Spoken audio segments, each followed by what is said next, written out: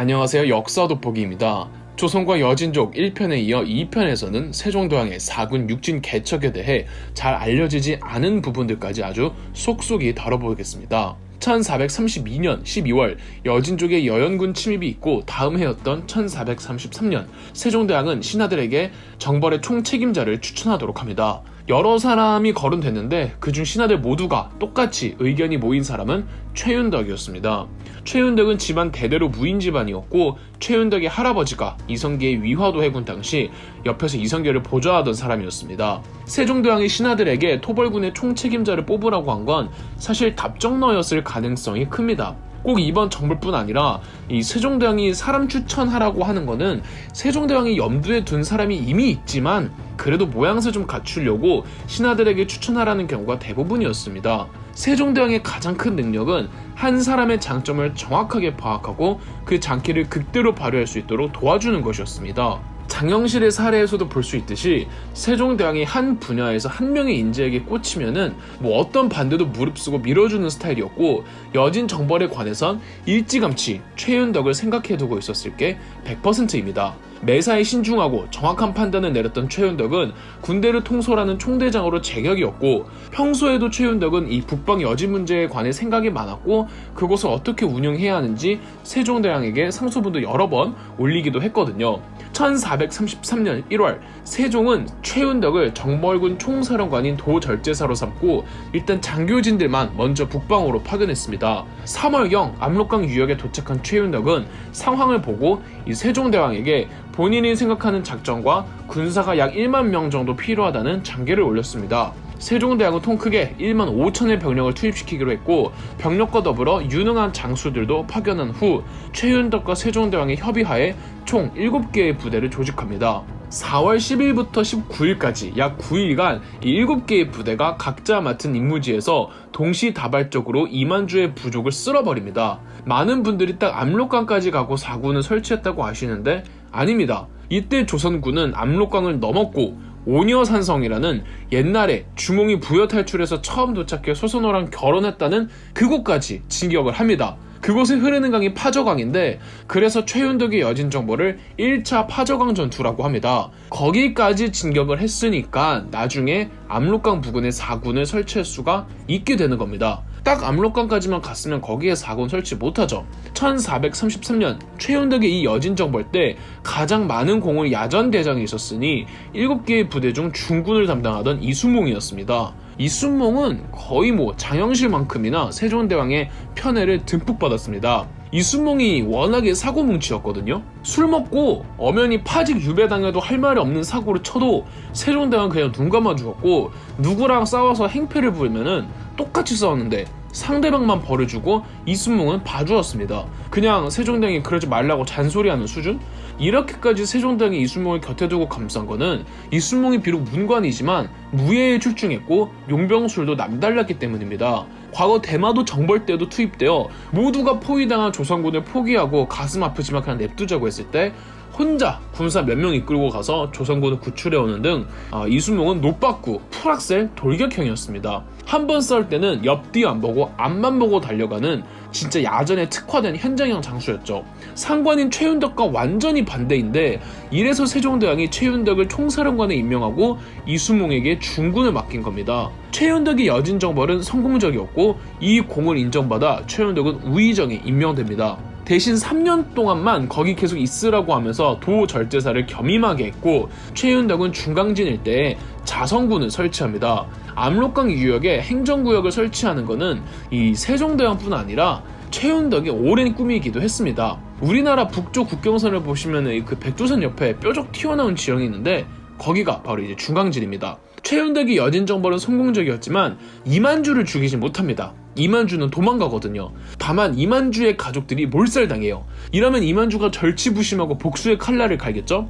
그리고 그 옆에서 거친 생각과 불안한 눈빛으로 지켜보는 한 사람이 있었으니 바로 건주 좌이의 먼터무. 먼터무는 세종 정권기에 조선과 관계를 회복해서 좋게 지내고 있었는데 옆에 이만주 세력이 조선 군대에 의해 박살나는 걸 봤습니다. 이러면 먼터무는 딜레마에 빠지는 거죠. 조선과 관계가 악화되면 좋을 게 없어요. 그런데 조선이 이만주 치는 걸 보고는 언젠간 우리들의 뒤통수도 치지 않을까? 이런 생각을 하겠죠. 또 최윤덕의 여진정벌로 이 여진족 일부 부족들이 복수심에 불타올라 뭉치기 시작했단 말입니다. 아무리 다른 부족이라지만은 그래도 같은 여진족인데 이 먼터무가 무작정 조선 편을 들 수가 있을까요? 사실 최윤덕이 이만주 부족 정벌할 때 세종대왕이 최윤덕에게 내린 밀명이 있었습니다. 바로 먼터무 암살. 먼터무의 부족과 조선에 친하게 지내고는 있었지만 결국은 그들도 손을 봐줘야 했습니다. 태종 이방원 때처럼 언제 먼터무가 조선 정부에 등을 돌릴지 모르는 거잖아요.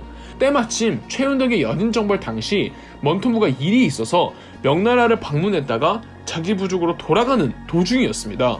경로상 압록강 근처를 중간에 지나치게 되죠. 이 먼터무가 쥐도새도 모르게 암살당하면은 건주자의 소속 여진족들은 구심점을 잃고 자기들끼리 싸울 거고, 그때 조선이 군대를 동원할 수가 있겠죠. 그치만 이 최윤덕의 암살 시도는 실패합니다. 최윤덕이 스파이를 통해 입수한 정보에 착오가 있어서 집으로 돌아가던 먼터무와 엇갈리게 됩니다. 그런데 하늘은 세종대왕 편이었는지 세종이 애초에 계획한 먼터무 암살 작전은 실패했지만 1433년 먼터무가 부하족장에게 살해된 겁니다. 먼터무의 부재로 두만강 일대에 혼돈의 공백 상태가 찾아오자 세종대왕이 바로 명령을 내립니다. 얘들아, 두만강 쳐라. 당시 함경도를 함길도라고 불렀는데 이 세종은 비서실에서 오랫동안 근무했던 김종서를 함길도 관찰사로 임명한 후에 1433년 12월 두만강으로 보내 근방에서 자기들끼리 싸우던 여진족들을 두만강 북쪽으로 내쫓습니다. 그런데 이 12월에 이쪽 지역이면은 진짜 엄청나게 추웠겠다, 그죠? 이 다음 달인 1434년 1월 김종서는 세종에게 상소문을 올려 두만강 일대 행정구역을 설치해야 한다고 건의했고, 세종대왕의 허가가 떨어지자 무려 7년에 걸쳐 김종서는 두만강 일대에 군사적 행정구역을 설치하니 이게 바로 그 유명한 육진입니다. 이때 이 지역 여진족들과 조선 사람들은 김종서를 백두산 호랑이라고 불렀다고 하죠. 김종서가 육진을 개척하고 있던 도중 이 김종서가 세종대왕에게 두만강 강도 건너서 여진족들을 아예 초토화하자는 작전을 건의했으나 명나라 정부가 나서서 조선에게 압박을 가한 것도 있고 세종도 부담감이 있었는지 김종서의 제안을 기각시킵니다. 한편 1437년 압록강에 있던 최윤덕의 임기가 끝이 나고 최윤덕은 한양으로 돌아옵니다. 최윤덕의 후임자로는 장영실의 인생 멘토인 이천이 평안도 절제서로 임명되어 압록강으로 파견이 되는데, 이천은 다시 한번 압록강을 넘어 세력을 구합 중이던 이만주의 여진족들을 공격한 뒤 무천과 우예 지방에 이 두 개의 군을 더 설치합니다. 이로써 태종 이방원 때 설치되었던 여연군과 최윤덕의 1차 파저강 정보로 설치한 자성군, 그리고 새롭게 설치된 무천군과 우예군, 이렇게 총 4군이 설치되는 거죠. 이 4군도 설치하고 일궈내는데 몇 년 더 걸립니다. 이렇게 이 세종대왕의 연간에 현 한반도의 북쪽 국경선이 확정되었습니다. 알게 모르게 지금 우리의 삶과 세종대왕이 연결되어 있는 게 참 많죠. 누군가는 더 나아갔으면 좋았을 것을, 국경은 압록강과 두만강을 넘어가지 못한 게 아쉽다고들 하는데 4군 개척하는데 8년 정도 걸렸고 육진 개척하는데 7년 걸렸습니다. 합치면 15년이고 이후로도 이 지역을 관리하고 완벽하게 한국 영토로 자리 잡기까지는 100년의 시간이 더 걸립니다. 그러니까 이 정도까지 가는 것도 엄청난 실적입니다. 그리고 세종대왕은 원래 목표를 세웠던 곳이 압록강과 두만강이었습니다. 감정과 의욕만 앞서는 다른 왕들과는 다르게 세종은 본인이 애초에 구상했던 계획에 철저하게 의거하여 실행에 옮겼죠. 여진정벌에 대한 논의가 한창일 때 신하들은 굳이 두만강까지 가지 말고 마천령 산맥까지 가자고 합니다. 그런데 세종대왕은 압록강과 두만강을 고집했습니다. 과거 고려시대 때 윤관의 여진정벌군이 마천령 산맥까지를 목표로 진군을 했는데 결과론적으로는 실패했단 말이죠. 세종대왕이 윤관의 여진정벌을 분석할 때 산세는 한국인들보다 여진족들이 더 잘 파악하고 있다고 생각했기 때문에 산맥을 국경선으로 삼을 경우에는 또 뺏긴다고 생각했던 겁니다. 차라리 강을 경계로 방어하는 게 이 조선이 훨씬 제실력을 발휘하고 효율적이라고 판단해 산이 아니라 강을 고집했던 거죠. 만약 세종이 신하들 말 듣고 마천령까지만 갔다면은 고려시대 때처럼 또 여진족에게 뺏겼을 것이고 지금 한반도 영토는 더 줄어들었을 것입니다.